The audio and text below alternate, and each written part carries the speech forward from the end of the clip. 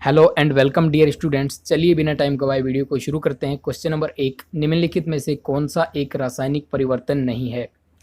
तो इसका right answer होगा जल का हिमीकरण, यानी कि जल का बर्फ में बदलना एक रासायनिक परिवर्तन नहीं है। अब मैं आपको यहाँ पर बताता हूँ कि आप ये पहचानेंगे कैसे कि कौन सा परिवर्तन रासायनिक है और कौन सा परिवर्तन भौतिक है। देखिए, रासायनिक परिवर्तन वो होता है जिसके अंदर अगर कोई चीज़ किसी नई चीज़ में परिवर्तित हो रही है और वो पूर्णतः स्थायी रूप से नई चीज़ में परिवर्तित हो जाती है, यानी कि उसे दोबारा से पहले वाली स्थिति में ना लाया जा सके, तो इसे बोलते हैं रासायनिक परिवर्तन। जैसे कि फलों का पकना, जब कोई फल पककर तैयार हो जाता है तो उसे वापस उसके कच्चे वाले स्टेट में नहीं लाया जा सकता है। इसी तरह से दूध का दही बनना, जब एक बार दूध से दही बन जाती है तो उस दही को वापस दूध में नहीं बदला जा सकता, इसलिए ये भी एक रासायनिक परिवर्तन है। इसी तरह से भोजन का पचना भी एक रासायनिक परिवर्तन है। लेकिन जल का हिमीकरण यानी कि जल का जमना, जल का बर्फ बनना एक रासायनिक परिवर्तन नहीं है, यह एक भौतिक परिवर्तन है। क्योंकि जल से जब बर्फ बन जाती है तो इस बर्फ को पिघलाकर वापस हम जल में परिवर्तित कर सकते हैं, इसलिए ये एक भौतिक परिवर्तन है। तो यहाँ पर राइट आंसर होगा ऑप्शन नंबर सी। चलिए नेक्स्ट क्वेश्चन देखते हैं।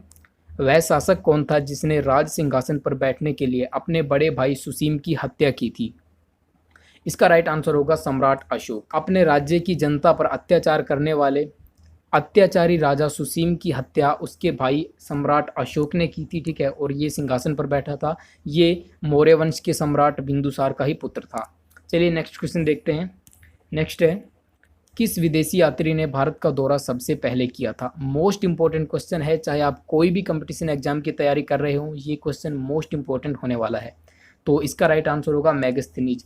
मेगास्थनीज सेल्यूकस निकेटर का राजदूत था, ठीक है। सेल्यूकस निकेटर कौन था? यह एक यूनानी शासक था। यूनानी सम्राट सेल्यूकस निकेटर ने चंद्रगुप्त मौर्य के दरबार के अंदर मेगास्थनीज को भेजा था।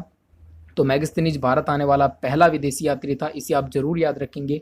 मेगास्थनीज ने इंडिका नामक पुस्तक लिखी थी, ये भी मोस्ट इंपॉर्टेंट है। इंडिका पुस्तक के अंदर ही उसने मौर्य साम्राज्य का विस्तृत वर्णन किया है।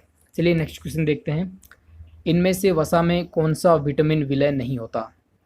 तो वसा के अंदर इनमें से विटामिन बी विलय नहीं होता है, बाकी vitamin A, vitamin E and vitamin के ये वसा के अंदर विलय होते हैं, जबकि विटामिन बी जो है ये जल के अंदर विलय होता है। यहाँ पर मैं आपको एक ट्रिक बताता हूँ जिससे आप हमेशा याद रख पाएंगे और आपको ये कभी कन्फ्यूजन नहीं होगा कि कौन सा विटामिन वसा में मिलता है और कौन सा जल में मिलता है।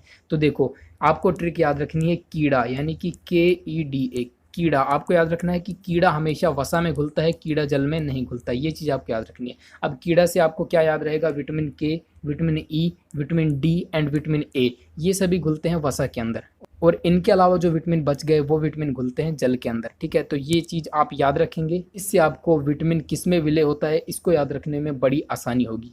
चलिए नेक्स्ट क्वेश्चन देखते हैं। प्रकाश वर्ष से क्या मापा जाता है?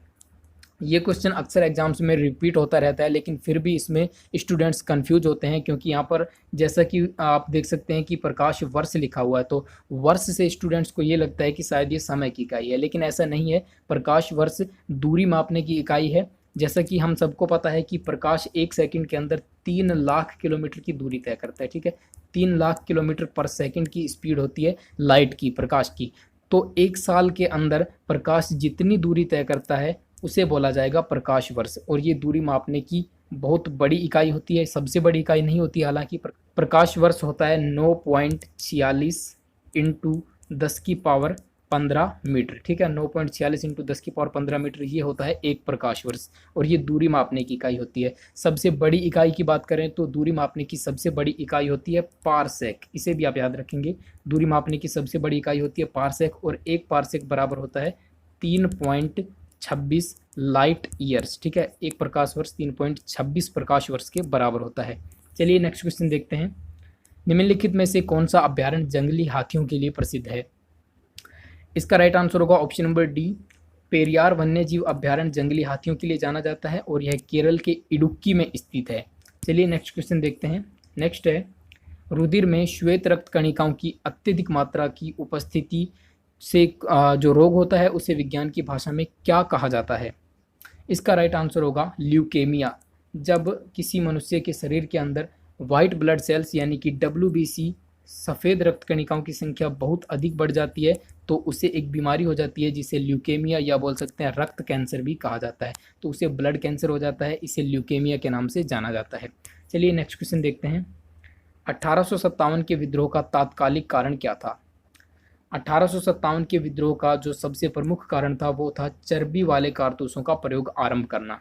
दरअसल जनवरी 1857 के अंदर ब्रिटिश सरकार ने पुरानी ब्राउन बेस बंदूकों की जगह पे नई नई एनफील्ड राइफल को शामिल किया था, और एनफील्ड राइफल के अंदर जो कारतूस इस्तेमाल होते थे उनमें गाय और सूअर की चर्बी लगी हुई होती थी, और इसी का विरोध भारतीय सैनिकों ने किया था कि हम अपने मुंह से गाय और सूअर की चर्बी नहीं काट सकते। सबसे पहले मंगल पांडे ने इसका विरोध किया था। तो इस तरह से 1857 की जो क्रांति का मुख्य कारण था वो था चर्बी वाले कारतूस का प्रयोग आरंभ करना। दोस्तों मैंने इस वीडियो के अंदर सारे ही क्वेश्चन मोस्ट इंपॉर्टेंट लिए हैं, ऐसे क्वेश्चन लिए हैं जो कि आपके एग्जाम्स में अक्सर पूछे जाते हैं और आपके आने वाले कंपटीशन एग्जाम के लिए बहुत ज़्यादा इंपॉर्टेंट होंगे। इसलिए इस वीडियो को लास्ट तक जरूर देखना, और अगर आपको ये वीडियो अच्छी लग रही है तो लाइक और शेयर करना तो बनता है। नेक्स्ट क्वेश्चन है, भारत की सबसे बड़ी मीठे पानी की झील निम्नलिखित में से कौन सी है?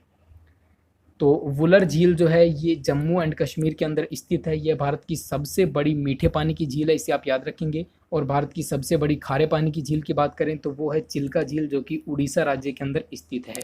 चलिए नेक्स्ट क्वेश्चन देखते हैं, निम्नलिखित में से कौन सा विश्व का सबसे बड़ा मरुस्थल है? आपने इन सब मरुस्थल के नाम सुने होंगे, खासकर आपने यहाँ पर सहारा मरुस्थल का नाम जरूर सुना होगा, ठीक है, क्योंकि ये इंडियन क्रिकेट टीम के पहले स्पॉन्सर थे। इनकी जर्सी पर, इंडियन क्रिकेट टीम की जर्सी पर सहारा लिखा हुआ होता था कुछ साल पहले, तो इसे आपने जरूर देखा होगा। और विश्व का सबसे बड़ा मरुस्थल यही है, सहारा मरुस्थल। ये कहाँ पर है? ये अफ्रीका महाद्वीप के अंदर स्थित है। चलिए नेक्स्ट क्वेश्चन देखते हैं, किस ब्रिटिश सेनापति ने 1857 की क्रांति को दबाने में सबसे अहम भूमिका निभाई थी? 1857 की क्रांति को दबाने में सबसे अहम भूमिका निभाने वाला जो अंग्रेज सैनिक था वो था कैंपबेल। ये अंग्रेज सेनापति था और इसने सबसे महत्वपूर्ण भूमिका निभाई थी 1857 की क्रांति को असफल करने में। नेक्स्ट है, जब एक ठोस को सीधे गैस में परिवर्तित किया जाता है तो यह प्रक्रिया क्या कहलाती है? जब किसी पदार्थ को इसकी ठोस अवस्था से सीधे ही गैस अवस्था में बदला जाता है तो इसे ऊर्ध्वपातन कहा जाता है। क्या कहा जाता है? ऊर्ध्वपातन। तो यहाँ पर राइट आंसर होगा ऑप्शन नंबर सी। चलिए नेक्स्ट क्वेश्चन देखते हैं। नेक्स्ट है, गुप्त शासन के दौरान निम्नलिखित में से ऐसा व्यक्ति कौन था जो एक महान खगोल विज्ञानी और गणितज्ञ था? ये गुप्त काल का एक महान ज्ञानी व्यक्ति था, एक महान विद्वान था, ये था आर्यभट्ट, ठीक है। आर्यभट्ट जिसने शून्य की खोज की थी, और भारत का पहला जो सैटेलाइट था वो भी इन्हीं के नाम पर रखा गया था। तो ये गुप्त काल के दौरान ही हुए थे। नेक्स्ट क्वेश्चन है, सूर्योदय हमेशा पूर्व दिशा में क्यों होता है? यानी कि सूर्य हमेशा पूर्व दिशा से ही क्यों उगता है? इसका राइट आंसर होगा पृथ्वी का घूर्णन, क्योंकि पृथ्वी पश्चिम से पूर्व दिशा की ओर रोटेट करती है। इस वजह से सूर्य जो कि पृथ्वी के सापेक्ष स्थिर है वह हमें पूर्व दिशा से उगता हुआ दिखाई देता है। यहाँ पर राइट आंसर होगा क्योंकि पृथ्वी पश्चिम से पूर्व की ओर घूमती है, यानी कि ऑप्शन नंबर सी हमारा राइट होगा। चलिए अगला क्वेश्चन देखते हैं, मलेरिया मादा एनाफ्लीज मच्छर से फैलता है, इसकी खोज सबसे पहले किस वैज्ञानिक ने की थी? यहाँ पर आपको दो चीज़ें याद रखनी है। पहली चीज़ तो ये कि मलेरिया मादा एनाफ्लीज मच्छर से फैलता है, ये चीज़ आपको याद रखनी है। और दूसरी ये, इसकी खोज की गई थी वैज्ञानिक रोनाल्ड रोज के द्वारा, यानी कि ऑप्शन नंबर डी हमारा यहाँ पर राइट होगा। नेक्स्ट क्वेश्चन है, विद्युत धारा का मापन किस उपकरण द्वारा किया जाता है? विद्युत धारा जिसका मात्रक होता है एम्पियर, इसको एमीटर के अंदर मापा जाता है। किसके अंदर? एमीटर के अंदर, ठीक है। विद्युत धारा को एमीटर के अंदर मापा जाता है, और जो विद्युत विभव होता है, वोल्टेज होता है, उसको वोल्टमीटर के अंदर मापा जाता है। ये डिफरेंस आपको याद रखना है। चलिए नेक्स्ट क्वेश्चन देखते हैं, निम्न में से कौन सी ग्रंथि वृद्ध अवस्था में लुप्त हो जाती है? तो ऐसी ग्रंथि होती है थाइमस ग्रंथि, जो कि वृद्ध अवस्था आने पर धीरे धीरे विलुप्त हो जाती है, यानी कि ऑप्शन नंबर ए हमारा यहाँ पर राइट आंसर होगा। चलिए नेक्स्ट क्वेश्चन देखते हैं, वायुमंडल की किस परत को मौसमी परिवर्तन की छत कहा जाता है? तो ये होती है क्षोभ मंडल, यानी कि ऑप्शन नंबर ए हमारे यहाँ पर सही होगा। क्षोभ मंडल को मौसमी परिवर्तन की छत कहा जाता है, यानी कि इसी के अंदर ही मौसमी घटनाएं होती हैं, इसीलिए इसे मौसमी परिवर्तन की छत कहा जाता है। मौसम के लिए जिम्मेदार परत कौन सी होती है? क्षोभ मंडल। यहाँ पर आपको एक चीज और याद रखनी है कि ये जो समताप मंडल है, ठीक है, समताप मंडल, इसके अंदर ही जो वायुयान उड़ते हैं, जो जेट वायुयान उड़ते हैं, वो समताप मंडल के अंदर ही उड़ते हैं, क्योंकि यहाँ पर मौसमी परिवर्तन की घटनाएं नहीं होती हैं। चलिए नेक्स्ट क्वेश्चन देखते हैं, पालक के पत्तों में किसकी मात्रा सबसे अधिक होती है? तो डॉक्टर अक्सर ऐसे लोगों को जिनके अंदर खून की कमी होती है, जिनके अंदर आयरन की कमी होती है, उन्हें पालक या फिर हरी सब्जियां खाने की सलाह देते हैं, क्योंकि पालक के अंदर सबसे ज़्यादा आयरन पाया जाता है। चलिए नेक्स्ट क्वेश्चन देखते हैं, शरीर में लौह तत्व आवश्यक है, तो शरीर में लौह तत्व यानी कि आयरन किस कारण से आवश्यक है? तो यहाँ पर देखो, हीमोग्लोबिन व आरबीसी निर्माण के लिए, स्वास्थ्य बनाए रखने के लिए, शरीर के ऊतकों तक ऑक्सीजन पहुंचाने के लिए। तो इन सभी के अंदर योगदान होता है आयरन का, यानी कि उपयुक्त सभी यहाँ पर राइट आंसर होगा। तो लौह तत्व इन सभी के लिए आवश्यक होता है। चलिए अगला प्रश्न देखते हैं। निम्न में से कौन सी प्रोटीन दूध के अंदर पाई जाती है? तो यहाँ पर राइट आंसर होगा कैसीन प्रोटीन। कैसीन प्रोटीन दूध के अंदर पाई जाती है, ऑप्शन नंबर सी राइट होगा। नेक्स्ट है, भील जनजाति भारत में सबसे ज़्यादा कहाँ पाई जाती है? इसका सही आंसर होगा मध्य प्रदेश, यानी कि ऑप्शन नंबर बी यहाँ पर सही होगा। भील जनजाति भारत में सबसे ज़्यादा मध्य प्रदेश के अंदर पाई जाती है। चलिए नेक्स्ट क्वेश्चन देखते हैं। राष्ट्रीय वन नीति के अनुसार पर्यावरण की दृष्टि से देश में कम से कम कितने प्रतिशत वन होना आवश्यक है? तो राष्ट्रीय वन नीति जो है, राष्ट्रीय वन नीति के द्वारा एक आंकड़ा जारी किया गया था जिसके अकॉर्डिंग 33% ज़मीन जो है देश के अंदर उस पर वन होना आवश्यक है। तो यहाँ पर ऑप्शन नंबर डी राइट होगा। नेक्स्ट है, चेचक के टीके का आविष्कार किसने किया था? इसका राइट आंसर होगा एडवर्ड जेनर। वैज्ञानिक एडवर्ड जेनर ने ही चेचक के टीके का आविष्कार किया था। ठीक है, नेक्स्ट क्वेश्चन देखते हैं। 49वीं समानांतर रेखा किन देशों के बीच स्थित है? मोस्ट इंपॉर्टेंट क्वेश्चन है क्योंकि काफ़ी बार पूछा जाता है एग्जाम्स के अंदर। इसका राइट आंसर होगा कनाडा और अमेरिका के अंदर।